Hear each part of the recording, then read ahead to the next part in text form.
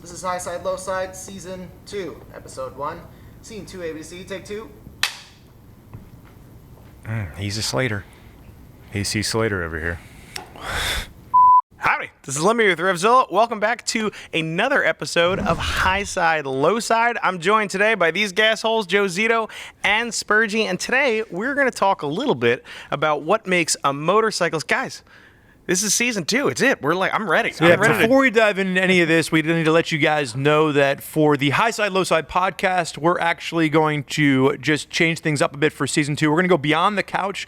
We're going to dive into some in-depth conversation with notable characters in the motorcycling community, and we're going to engage more in your comments directly, answering questions, concerns, any ideas that you might have about anything pretty much on two wheels. So you definitely don't want to miss the kickoff of Episode 1, Season 2, where I have an interview with Ryan F9 of Fort9, and we dive into motorcycling and content and where those two worlds collide. So all you have to do is type in RevZilla to wherever you get your podcast, Apple iTunes, or any other preferred podcasting app, and you will find us living right there. Very exciting stuff. Beyond the couch. Beyond the couch. First, let's do some stuff on the couch. Let's While talk. we're here. Let's talk about what makes a motorcyclist a real motorcyclist, fellas. I think we've probably all. Why are you making that face? Real Well, this like is the, we're the authority. the arbiters. Yeah, right. I think this is a topic probably everybody has at least some experience with. I think we've probably all heard, someone challenge whether or not somebody else is a motorcyclist. We all know somebody who's a true blue motorcyclist. I think a lot of us like to think that we epitomize that definition. It makes my skin crawl I'm right there with you. sometimes. So I'm just like, oh. So if you want to be a real motorcyclist, we got to talk about equipment. What kind of, are you a real motorcyclist if you're riding a moped? No, you're a mopedist. I would say yes. You're on two wheels. You're a motorcyclist. Two wheels. There's so many things with two wheels. It's not a motorcycle. It's got an engine, which is a motor, and it's got two wheels. Mm-hmm. It's a motor on a cycle. I mean, what's the difference between a moped and other than the transmission? Spurgeon Maybe is taking this very literally, but I got to be honest, I'm actually kind of right there with him. Yeah. I also feel like it's not my, it's that whatever. Yeah, if of course. if you're zipping around on a moped and you think you're a motorcyclist, cool, you're a motorcyclist. I'm all right. I think for me, when we were growing up, we could get a moped license when we were 15. Yeah. And that was the next step after riding trash picked BMX bikes. Wait, so you're saying the licensing has to do with No, because you I had a just think it's license? like the natural path of growth. Like when you're a little kid and you show up on a moped to the playground when your other buddies are still on bicycles, you're like, oh man, Yeah, that's that's cool. So But somebody then in your also the next level is bringing the moped to the motorcycle hangout, and then eventually growing into that. It gives you a stepping stone. So what about somebody who doesn't get their full motorcycle license in Europe? Are they a motorcyclist? Full motorcycle? They didn't only get ride half motorcycles there? No, they Was didn't it get their the full A2? motorcycle Is it license. the The A2? A2, I think. Yeah. A2? If you only have your A1, are you not A1 a or A2, motorcyclist? yeah. I got you trapped. Yeah, I don't know. But I guess so. The one thing I would say, so again, playing devil's advocate against myself, we just finished pedaling around on that the fuel electric bicycle, and I would say that is more of a bicycle than a motorcycle. Like riding that, I have to continue pedaling. It's an e-assist. Yeah, so, no throttle. Yeah, so maybe Is it a maybe throttle that's that defines? Maybe I it's the don't know. throttle that defines it. What about a scooter? Yeah. And then you're a scooterist. No, a scooter's a motorcyclist. I mean, it's, Right. Well, now there's maxi scooters, so they can go on a highway. Maybe that's really what the definition is. I guess I want to be more inclusive. So, like for me, like I used to have a little Honda Metropolitan 50 that was fun to rip around Nashville on. I'm not going to tell somebody they're not a motorcyclist. That's just not going to happen. Right. Slingshot? No. Steering wheel? No. There's deal. a steering wheel. Right. I mean, that's Didn't you close just say you were being inclusive? Yeah, I'm being inclusive to people on two wheels. And I will actually extend it to trikes. Like I know my uncle actually has MS, and there was an article that was done about this rider who moved to a trike because they had MS and they couldn't ride anymore. And I think about my uncle a lot in that regard. Mm-hmm. But to me, like if you're on a trike, like you're got the essence of a motorcycle. Yeah. You're behind bars. But a slingshot is a car. It's a car. It has more in common with a Chevrolet than it does a motorcycle. So slingshot, I'm pretty clear. I'm drawing the line. I'm drawing the line. I feel like I'm reading a No, Reddit I agree thread. with him because when we had it here and we drove around in it, I was like, oh, this feels just like a roadster I don't disagree. It car, feels like it's, RX-7 or something. I agree with you. It's very car-like. But if somebody told me, "Oh, I'm a motorcyclist, I have a slingshot," I'm not going to sit there and get in an argument with them. I'm not going to do cares that. I what we wouldn't get say in an argument, anyway. but I guess the way that I would look at it is that But I also anyone wouldn't think to myself like, "Oh, you're not a motorcyclist." anyone that can drive a car can get behind the wheel of a slingshot and drive it. I mean, they'd have to know how to drive stick. Did they have an automatic version of that? They do no. not. So they'd have to know how to drive stick. But everyone that knows how to drive a car, even a manual transmission car, wouldn't be able to get on a moped or a scooter or a motorcycle or even a trike for that matter and just Do you need a drive it or ride motorcycle it. license for that? Depends what state you're in. Some have three-wheel licenses. Oh. Some just use a car Clear license. as You know, mud. it always comes back to the licensing with you, though. So you hit on. So you guys actually both touched on one of my other bullet points here, which was three-wheeler. You know, meaning traditional two out back, one out Race. front. But that is a motorcyclist then. I think in my mind, if it has handlebars, it's a motorcycle. If it has Well, you a just steering said, wheel, wait, it's a time out. No, So as far as let's go back to the three-wheelers. moped, Three-wheelers, the three-wheelers. scooter, and the bicycle. You guys are Because, like, did you guys even prepare for this one? We're I'm always drawing- prepared. Moped, yes. Scooter, yes. Trike, two in the back, yes. Slingshot, no. If it's got a steering wheel, no. Right. Well, no. you said a handlebar, so now I'm thinking an ATV is now a No, motorcycle. a three-wheeler. A three-wheeler. What with a about handlebar. what about a Honda Big Red? you have no How about a jet ski? consistency. How about a jet ski? What about A motorcycle I wanna- of the ocean. I want to come back to your bicycle. motorcycle. What about Motorcycle. What about an electric motorcycle? Yes, of course. But the fuel is not. It's a bicycle. It's Yeah, an you're pedaling e-assist it. bicycle. It will not go if you are not pedaling it. Are we defining the vehicle or the person? Well, in order, that's the next question you're jumping at. We have to He's define the the equipment before. interviewer. Yeah, exactly. You're We have to the define the interviewer. equipment before we define the rider. He's got to build All the right. arch to the episode. We've completely hashed this out. You people now know exactly what a motorcycle is. yeah, like we are the authority about We are now anything the at all. authority. Let's turn that one over. Okay. So we talked about the equipment. We now have to talk about, of course, the person using the equipment. What are the requirements to be a real rider? Real rider. If you're What riding, then you're very let's- real. let's I'm going start- back to my assless chaps comment. If you're not wearing Every chaps, like, chaps are assless. Thank you. so that's my point. Assful Like, you've chaps gotta, are just but pants. But some people will cop out and they put like the jeans underneath them. I think that the only true motorcyclist is out there So bearing let's all. talk mileage. Is there a minimum number of miles that a motorcyclist needs to ride? No. No, because I know people that are just diehard mechanics that own shops that don't have any time to ride their own stuff. Or maybe they build bikes just to drag race or something, you know, like quarter mile at a time, eighth mile at a time. Yeah, I think that there's also people. You know, when I was 4 years old, my dad sold his bike and didn't buy one again until I was 21. But he never stopped going to motorcycle shops. Never Right. forgot how to ride. Never Yeah. let the little M on his license expire. Like, so I That's mean, it. that's The someone. M. That's someone who I would definitely consider a motorcyclist. I think there's a lot of people out there like that where they, maybe get into, getting married, have a couple of kids, the motorcycle goes to the wayside, but that doesn't mean that, 10, 15, 20 years down the line, they don't pick it back up because in their heart of hearts, they're still a motorcyclist. So Forever. you just said the M, and I don't. At first, I thought, okay, well, that kind of makes a little sense. And then I thought to myself, what about those people who spent their whole life riding dirt? No M. They're motorcyclists. Yeah, motorcyclists. What about fair weather riders, guys? Real motorcyclists? If you only roll your bike out when Yeah. it's sunny, Riding in weather sucks. I'm with you on that one. You ain't gonna That's convince not me. true. So I think the kind of Spurgeon riding only Obviously, I rides don't in do it. no, I think the kind of riding you're doing, like when I'm off road or doing like something like that, like I think riding in the rain is the actually a dust lot down. of fun. Now, if I'm on a long distance tour and I get caught in the rain and it's freezing cold outside and I've got 800 miles to go before I have to sleep, like riding in the rain Wow. isn't great. That's when that good time around. good riding gear comes into play there. I also Shameless think that plug.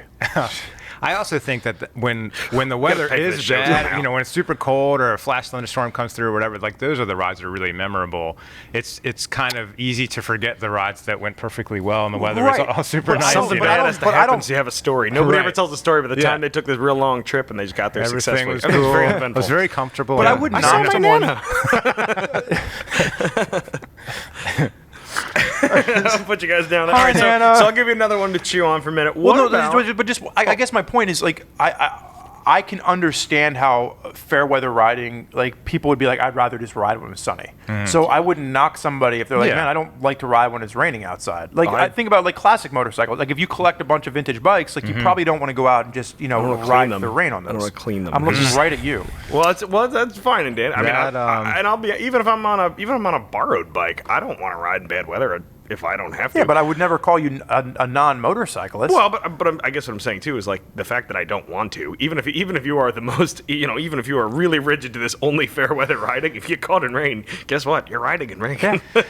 All right, so sort of following this same line of questioning about the motorcyclists themselves, what about a hardcore pillion? Can a hardcore pillion be a motorcyclist? I don't. Well, is a car passenger a driver? Are you going to tell my wife she's not a motorcyclist? I would tell my grandmother that she's not a driver. And she hasn't driven a car in 45 years. You told me you hid her license from her. You're not a driver. You're just a passenger. We stole I'll look her right in the eye. I'm looking at you, out of Nana. my grandmother's distributor before because she was just hitting stuff all the time. Completely irrelevant. So know, how about that's we a talk funny about story. passengers on a motorcycle? You have water coming out of your nose. Did you say she was hitting that stuff all the time? She was hitting stuff, so we disabled her car and made it so it just took a distributor cap off the top? But in all seriousness, guys, is somebody who's riding thousands and thousands of miles on the back each year a motorcyclist?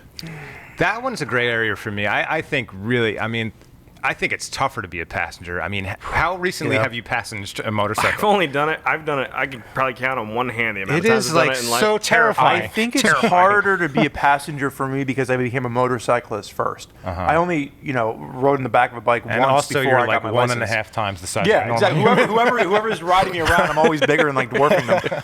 I don't know whether hard or easy is the defining factor, but I give someone a lot of credit who, gets on the back of a machine and puts their life in the rider's hands and has to deal with the same traffic and weather and road conditions and things like that. So they're putting up all the same bullshit, but they don't get the same reward of being the person to get out there and like feel like they're in control and ripping around on that You'll thing. get no argument out of me. If this episode was up to me, it'd be very easy. If somebody said they're a motorcyclist, okay. That's my response. watching your Trust you. wife, Tell someone no. Yeah. seeing your wife on the back of the F800 GS going over the mountains and rocks. Oh and yeah, through when you the did that, when you streams and did stuff like Conserve the Ride that she year seemed with pretty. us. She seemed pretty. She Pretty seemed like tough. she was in the Yeah. club, right? Yeah, she was very tough. Every time you crashed and she like tumbled down the trail a little bit. Yeah. You touched on Which something. was often. You touched on something earlier. Actually, I have here kind of as like a sub bullet. What about somebody who doesn't wrench on their own machine? Is there a if we rewind in history, there was I think you couldn't ride a motorcycle unless you were a pretty half decent mechanic. Right. Now, of course, things have changed quite a bit. Can you be a motorcyclist if you don't wrench much, if at all, on your own machine? Yeah, absolutely. I mean, there's not really that many jobs now that require to be good with your hands. You have to be good with your mind, good with the computer, good with technology. I know bikes now are more technology full, I guess. Technology full. Ladies and gentlemen, Wow. if you have a technology full I've job, said some please. dumb in my day. If you have a But technology that full rivals job, some please of the things write that in. come out of my I don't mouth. know how would you describe a bike that's packed full of technology? It's technology full. That's, But anyway, I think that really. that word's a little stupid. Full. I think really what it comes down to is, not many professions require you to be good with your hands anymore. So the fact that I was actually like a mechanic, a paid mechanic for a good part of my career, yes, the people that need to pay mechanics to fix their bikes are very important motorcyclists. We're in the same boat on that one. I was there having the exact same thought.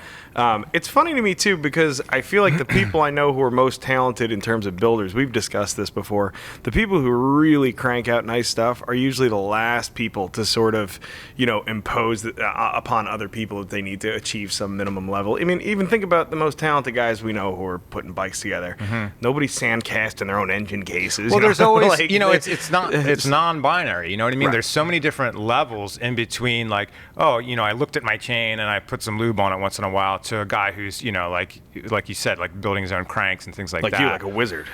Yeah. But it's like anything too. When you think about like some of our buddies who are really killer fabricators don't really build engines. Some of my buddies who are really killer engine builders don't do framework. fabrication. I also think it depends on the kind of motorcycling you're talking about too. And I think the reason that you've seen manufacturers try to eliminate this whole like you need to work on your own bike is to make it more inclusive, right? Yeah, I think for a long time, barrier of entry into motorcycling was like, oh, I don't know how to do any of this stuff, so I'm just gonna stay away from it.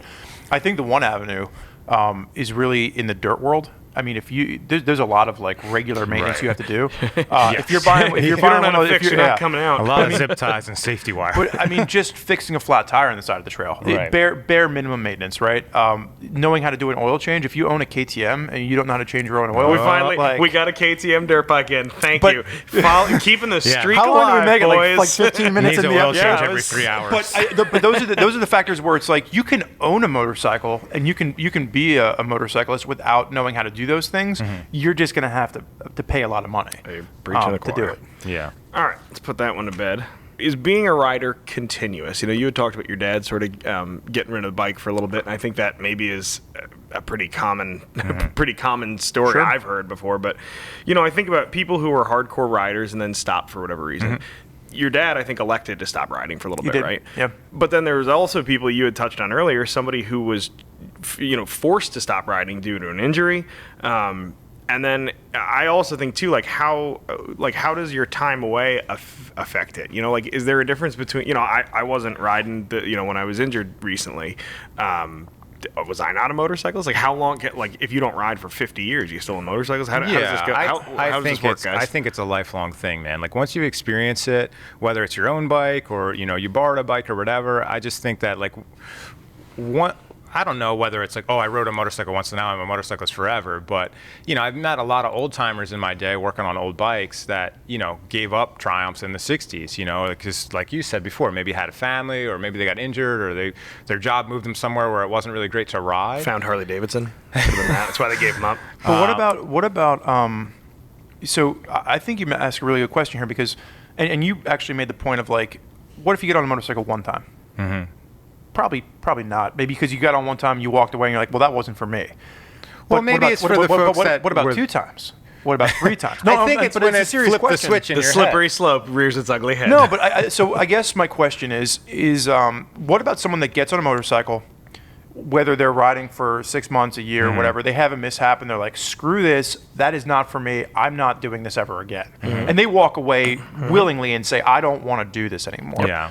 They're probably not a motorcyclist. Like they tried it, they did not like it, and they walked away. Someone that tried it, loved it, was passionate about it, got hurt, aged out, and they still clamor towards it, but they just can't do it anymore for whatever reason, like they're still a motorcyclist. Now, let me ask you a question, moving back to something you said earlier. Let's take that theoretical rider you just talked about, and he finds out that Polaris makes a slingshot. Still a motorcyclist? No. I at least give you points for your... He's a motorcyclist driving a car with 3 wheels. If that person is injured in a way and they get on a motorcycle with a sidecar or a trike or something like, yeah, that's a motorcyclist. Like a slingshot, Gray area. cool, just not a motorcycle.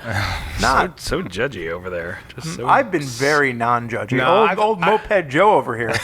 I've met some pretty cool old timers that, bringing my old bikes around, that immediately, as soon as they heard that old Triumph or they saw me kickstart, they saw me tickle the you see 'em carburetor and perk right up. had the gassy finger, and they come over and they say, man, I remember that weird thing about that bike. The gassy finger? Come on, The say gassy it, finger. say it right. The stinky finger. There we go. But yeah, I met some really cool old timers that had some really cool stories about the bikes that I like, when they were new and the rides that they had back in the day. And you could tell in their head, they just, anytime they saw a bike or maybe that particular kind of bike, they like relive those stories. So I think that for some people, the motorcyclist light switch is on, no matter what kind of bike they have or I whatever. want to take one. Normally Joe does this, but I have one quick little story, kind of in reference to Joe and his Buckle in. stinky finger. I was on when we picked up the Street Twin a couple years back, and I got to ride the Triumph Street Twin down to MotoGP in Texas. I had stopped at this little hotel outside of New Orleans, and I woke up and I went outside, and there was this little old man. I mean, 75 years old, maybe 80, and he was sitting on the bike. And normally, if you walk out of your hotel room in a strange town, there's somebody sitting on your bike, like it's a big no-no. But if they're old enough to collect Social Security, Right. all bets are So right. this guy is sitting there, and he's just kind of like, he's got the bike off the kickstand, he's playing with it, and I walk up, and he was just so excited. He hadn't ridden a motorcycle in probably 40 or 50 years, and he was like, I had one of these when I was a kid. Maybe that was You know, okay I in came World War back- One when you just jump on Right. somebody's I bike. mean, but I mean, it was just one of those things where he was Yeah. just so excited. He sat there and he watched me pack the bike up. He watched me ride away. He was reliving his he days, was, man. yeah. So I mean, that guy was still That's a awesome. motorcyclist. what Spurgeon's you know? not telling you is that guy he had been drinking all night. He was on a bender. Well, he did tell me the story. The reason he was just at the fried. hotel was that his wife had kicked him out of the house for like philandering or something like that. So like this guy's like 80 years old. He's Philandering, that's still- when you like give money to charity, right? Exactly. Yeah, he was being very, very charitable in his donations. Right, exactly. That's a trip. Okay, well, we put that one to bed. Ended on a nice story about the old man who philandering I old man. accused of being drunk, right? All right, so we talked briefly for a moment about the little M there on your license. What about guys? Folks who tarnish motorcycling's reputation. Folks who sully our good name. I'm thinking about people who are somewhere between criminals and turds. So I'm talking about your 1% outlaw club rider, maybe people riding off-road illegally. People, don't look at me. No, I didn't. I preserve the right to setting ride my, off-road I'm just legally. setting my eyes on you for it. How about? I mean, you could be or, anything. People that lane split illegally. That's my third bullet point. People who, the wheelie stunt people, Dirt the bikes lane in the splitter. city? Yep. So, All that? so All right. are these guys motorcyclists? Yes.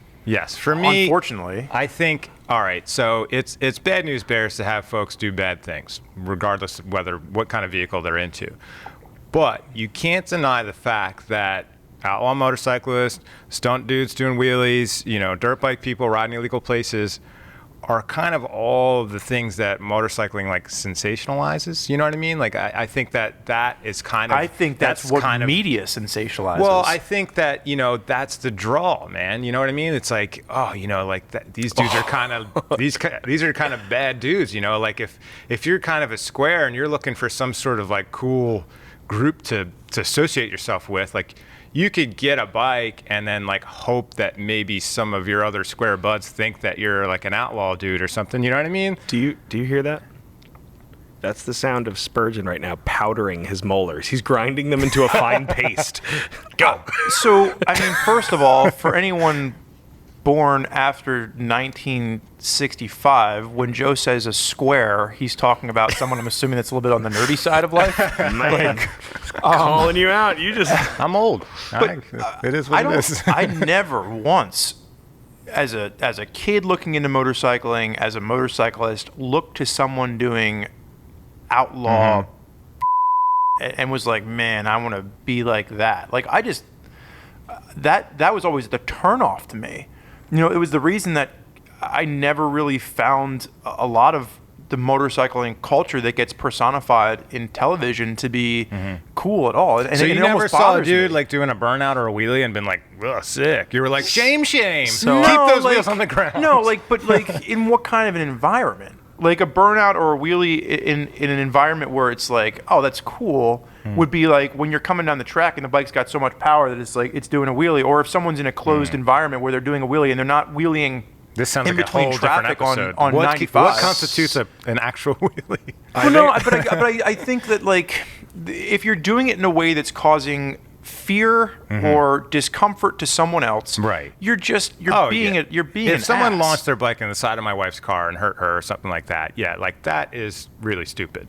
But there's all this other stuff, like the stunt shows are really impressive, Right, because that's in a closed environment. Like I'm okay with that. But do you think that those dudes only practice wheelies and burnouts at stunt shows? No, I'm sure they don't. But like if I go to that environment and like that's where they're practicing, or if they go to a parking lot and they're practicing in a parking lot, like more power to them. Right. But the whole like whether it's the 1%ers or the sport bike guys that are cruising down the highway, it's like there's so much anger involved there, and I'm just not an angry person. And like I guess it comes back to I don't like. First of all, they're motorcyclists. Like I can't take that badge away from them. There you I'd go. like to, but I can't. we've made a definitive call. But at the same time, like there's so much anger there where I just have never been an angry person, let alone an angry motorcyclist. Like I don't motorcyclists think all the stunt people and super outlaw angry. dudes are all mad all the time. I think they have some good times. I am certain of that, actually. Just to ring in on this a little bit, I guess I separate the two topics.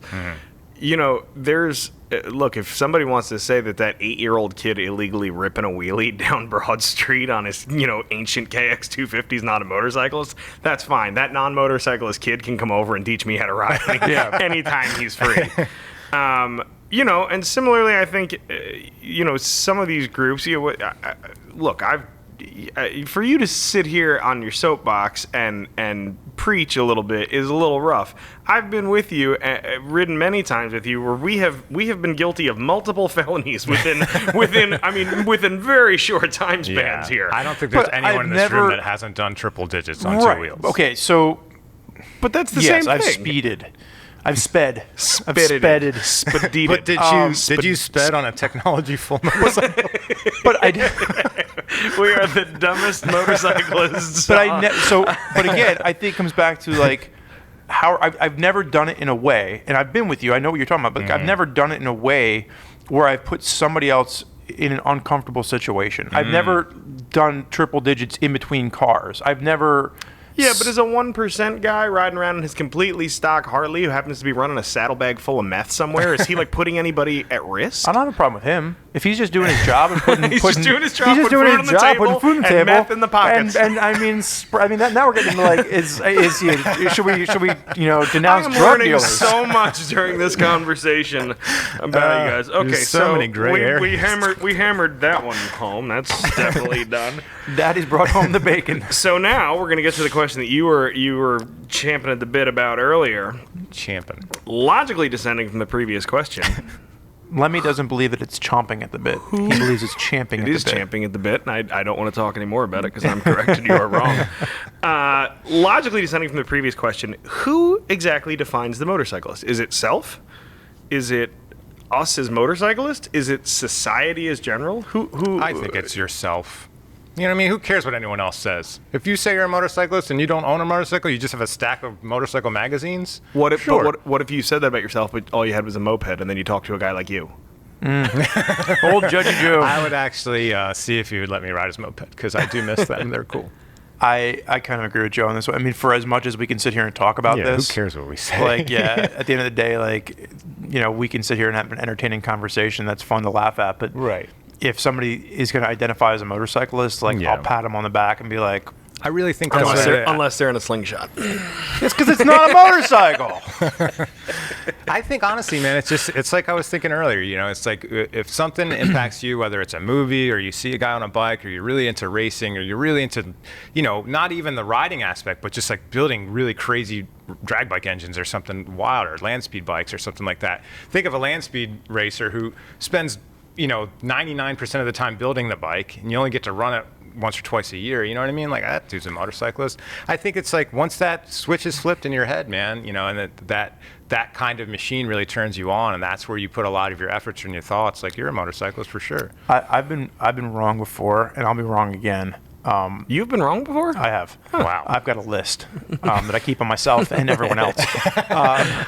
But if someone came up to me, if I was out at an event somewhere and someone came up and they were on a slingshot, they drove there in a slingshot, and they said, listen, man, like, I watched that episode, or, I got into riding and I have a slingshot now because this is all I can ride, I would easily be like, I was wrong. So you're just saying, as long as they're watching your content and listening to your podcast. I would never want to say something that made someone feel crappy about their experience. So that's the whole crux of this conversation, right? Like, there's so many people out there just throwing shade, being negative towards other people. Judgment. And it was more of us just having a funny conversation where we all started like spitting out ideas of what we thought was a motorcyclist and where we would draw that line. But at the end of the day, like, I would just want to be as inclusive as possible. I would never want to look at someone and say, you're not a motorcyclist. So I think you've sort of summed up my viewpoint on this for the most part, which is I know there are people in the world who are turds, and sometimes I have to call them a turd, but very rarely does someone self-identify as a turd. Yeah. Whereas a lot of people self-identify as a motorcyclist. And if that's like, and I think for most people that's a positive association. I don't think anybody's like, oh yeah, well, actually I'm a motorcyclist. Like, usually they're looking for some camaraderie or looking for some common ground to kind of just to get human with another person. So I feel there are very rare circumstances, maybe none, where I should be the guy to step up and say, oh, no, let me just cut this right off at the knees. I mean, I'm kind of a walking stereotype. I have long hair, I have a beard, I have a chain wallet and jingle everywhere I go. Mm-hmm. Yes.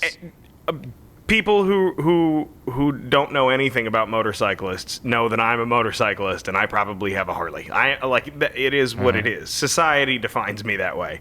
Is that why you have Harleys? To fit into society's. So you could wear a jangly wallet. I So need what, to they because try to I have pigeonhole to you in? because I have to rebel. Other motorcyclists, I think, will often. I can't tell you how often I meet somebody who is shocked that I'll ride something that doesn't have a bar and shield on the side of it. I understand it. Yeah.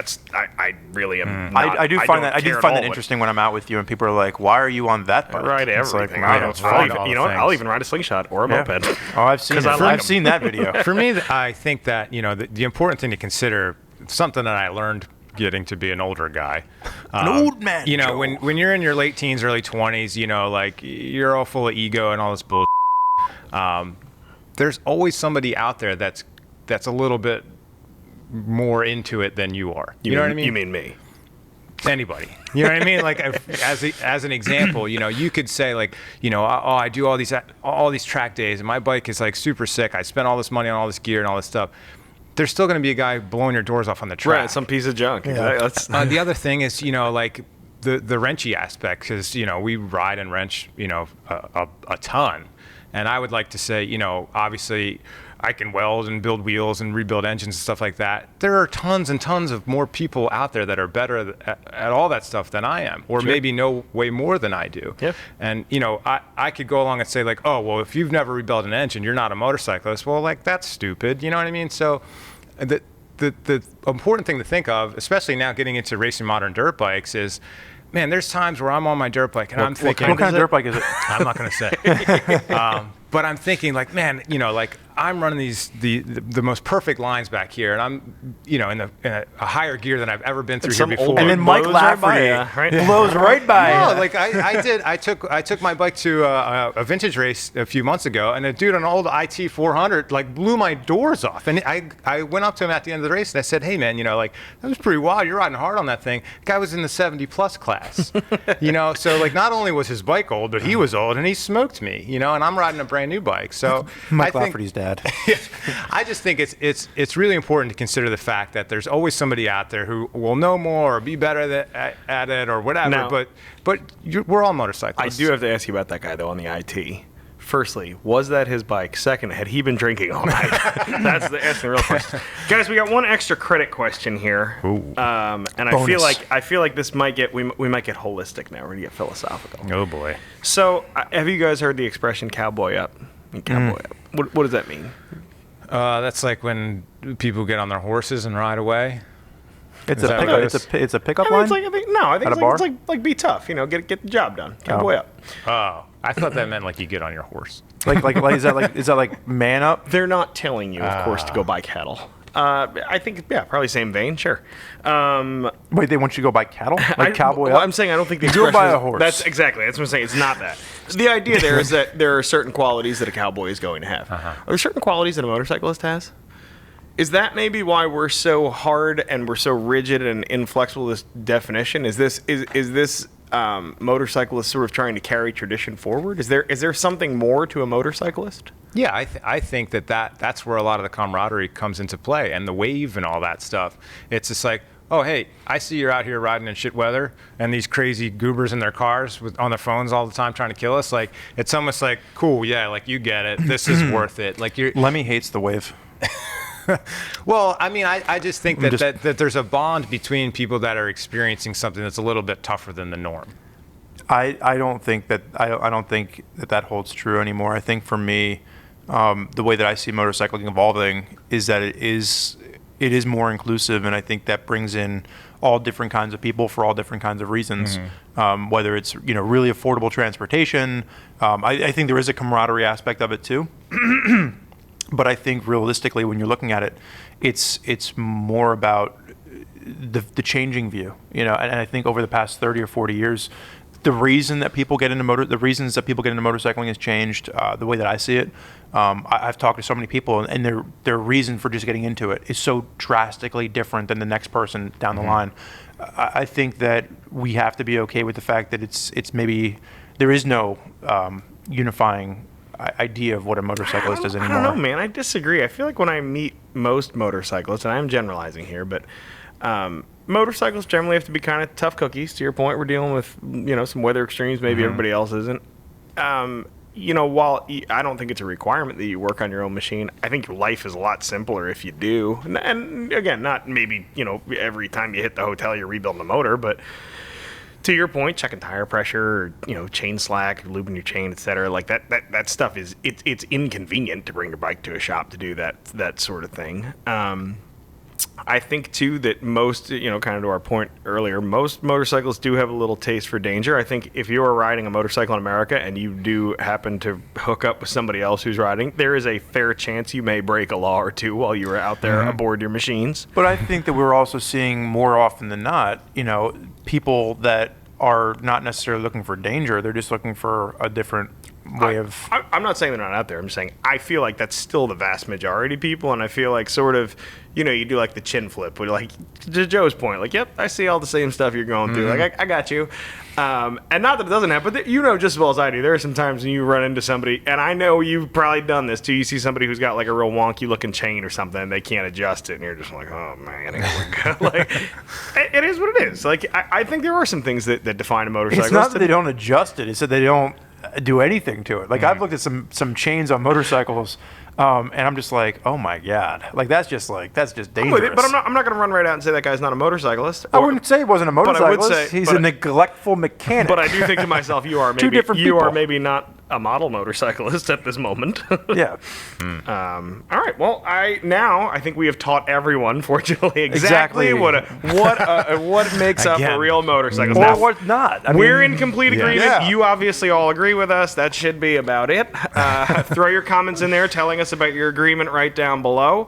And we're going to see you, I guess, for episode 2 of season 2 next time Exciting around. stuff. And like we mentioned in the beginning, just keep in mind there is going to be that more robust Highside, Lowside podcast now. And I'm going to kick things off with an interview with Ryan F9 from Fortnite. So make sure you are subscribing to wherever you get your podcast to catch that as they roll out. For Spurgeon and for Joe and me, Lem, we're out of here.